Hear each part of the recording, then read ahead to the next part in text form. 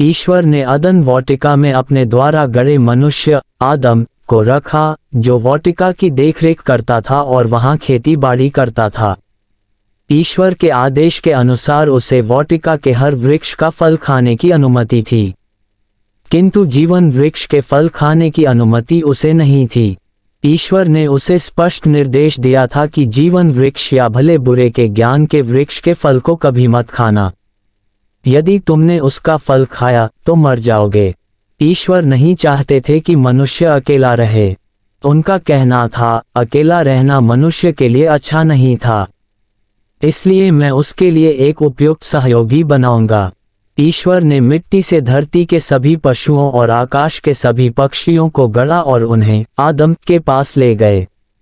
आदम ने उन्हें नाम दिए, किंतु उसे अपने लिए उपयुक्त सहयोगी नहीं मिला था।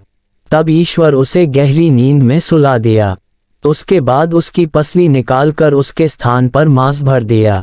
ईश्वर ने आदम से निकाली पसली से एक स्त्री को गढ़ा और उसके पास ले गया। वह हव्वा कहलाए। आदम और हव्वा दोनों नग्न थे, किंतु उन्हें एक दूसरे के सामने लज्जा का अनुभव नहीं होता था। वे अदन वाटिका में विचरण करते थे, हर वृक्ष का फल खाते थे, किंतु ईश्वर के आदेश के कारण कभी जीवन वृक्ष के निकट नहीं जाते थे। एक दिन सांप हव्वा के पास गया। वह ईश्वर के द्वारा बनाए सभी जीव जंतुओं में सबसे धूर्त था। उसने हव्वा से पूछा, क्या ईश्वर ने वाटिका के वृक्षों के फल खाने से तुम्हें मना किया है? हव्वा ने उत्तर दिया, नहीं, हम वाटिका के सभी वृक्षों के फल खा सकते हैं, परंतु वाटिका के बीचों बीच स्थित जीवन वृक्ष के फल खाने से ईश्वर ने हमें मना किया है। उन्होंने हमें उसे स्पर्श तक करने से मना किया है। हम उसे खाएंगे तो अवश्य मर जाएंगे। ये बात सुन सांप ने हव्वा को फुसलाते हुए कहा, ऐसा नहीं है, तुम नहीं मरोगी। ईश्वर ने तुम्हें वह फल खाने से इसलिए मना किया है क्योंकि उसका फल खाने से तुम्हारी आंखें खुल जाएंगी, तुम्हें भले बुरे का ज्ञान हो जाएगा और इस प्रकार तुम ईश्वर के सदृश हो जाओगी। उस वृक्ष का फल अति स्वादिष्ट है, तुम्हें उसे अवश्य खाना चाहिए। हव्वा ने सोचा कि उस वृक्ष का फल देखने में अच्छा है, खाने में स्वादिष्ट है और उसे खाने से भले बुरे का ज्ञान भी प्राप्त होता है, तो वह खाकर देखने में हर्ज क्या है। उसने वह फल तोड़कर खा लिया और आदम को भी दिया। आदम ने भी फल खा लिया। फल खाते ही दोनों की आंखें खुल गई। उन्हें ज्ञान हुआ कि वे नग्न हैं। उन्हें इस अवस्था में एक दूसरे के सामने लज्जा का अनुभव होने लगा। इसलिए अंजीर के पत्ते जोड़ जोड़ कर उन्होंने अपने लिए लंगोट बना लिए।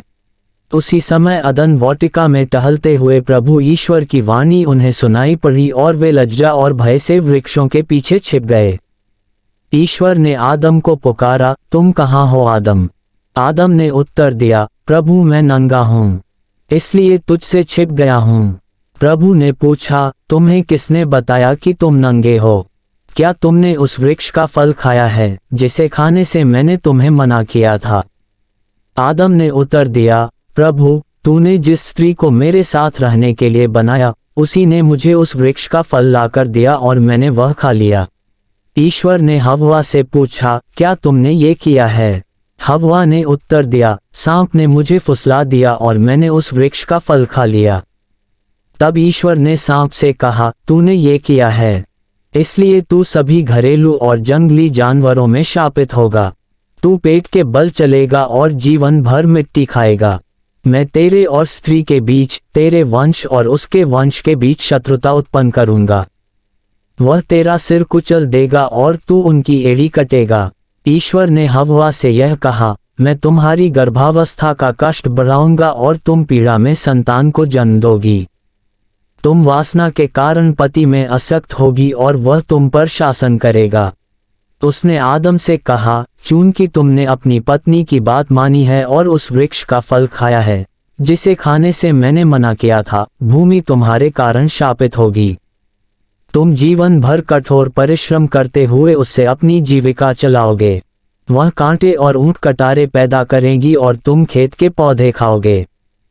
तुम तब तक पसीना बहाकर अपनी रोटी खाओगे जब तक तुम उस भूमि में नहीं लौटोगे जिससे तुम बनाए गए हो, क्योंकि तुम मिट्टी हो और मिट्टी में मिल जाओगे। ईश्वर ने आदम और हव्वा के लिए खाल के कपड़े बनाए और उन्हें पहनाया। उसने उन्हें अदन वाटिका से निकाल दिया और जीवन वृक्ष के मार्ग पर पहरा देने के लिए अदन वाटिका के पूर्व में केरूबों और एक परिभ्रामी ज्वाला में तलवार रख दी। ईश्वर के आदेश की अवहेलना के कारण ही मनुष्य को उस भूमि पर खेती करनी पड़ी।